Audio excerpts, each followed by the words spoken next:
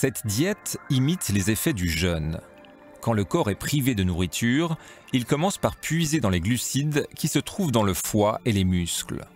Quand il n'y en a plus, il va chercher de l'énergie dans les réserves de graisse.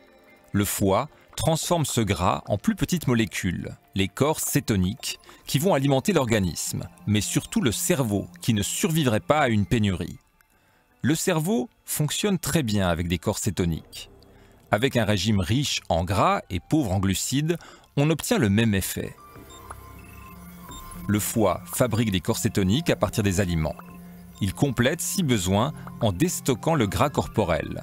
C'est la cétose, un état qui évite les pics d'insuline dans le sang. La glycémie reste stable. Spécialiste des maladies métaboliques, comme le diabète et l'obésité, François Jorneva vient de publier les résultats d'une étude qu'il a menée sur des souris.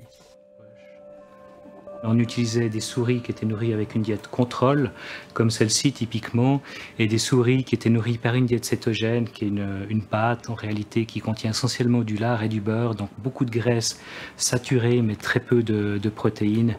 Et c'était la diète test chez des souris de ce genre-là. Le résultat est sans appel. Les souris qui ont mangé la nourriture grasse ont perdu du poids, alors que les autres ont grossi. On a cherché à comprendre pourquoi. Et chez la souris qui était nourrie avec une diète cétogène, en fait, on a constaté qu'il y avait une augmentation de la dépense énergétique qui est évidemment supérieure aux souris qui étaient nourries avec une diète standard, alors même que la quantité de calories ingurgitées était absolument identique entre les deux groupes de souris. Produire de l'énergie à partir du gras demande plus d'efforts à l'organisme. Il brûle plus que s'il utilise glucides, sucres et autres hydrates de carbone. Les souris en cétose semblent aussi plus actives que les autres. Mais cette diète augmente le risque de calculs rénaux et on ignore si le foie ne souffre pas à terme. Il manque de données sur l'être humain. De plus, cette diète est tellement éloignée des recommandations nutritionnelles actuelles que le corps médical hésite à la conseiller aux diabétiques. Je pense que le régime cétogène en tant que tel, avec vraiment une éviction quasi totale des hydrates de carbone, n'est pas indiqué dans un diabète de type 2. Cela dit, la réduction des hydrates de carbone, c'est quelque chose qu'on peut probablement proposer. Il y a des études qui le montrent d'ailleurs.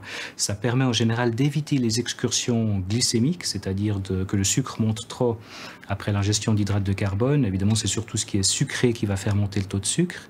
Et les patients qui réduisent leur consommation d'hydrates de carbone vont souvent stabiliser leur profil glycémique de manière plus facile que les patients qui ont une grande consommation d'hydrates de carbone et parfois même peuvent réduire la quantité d'antidiabétiques oraux ou injectables qu'ils prennent.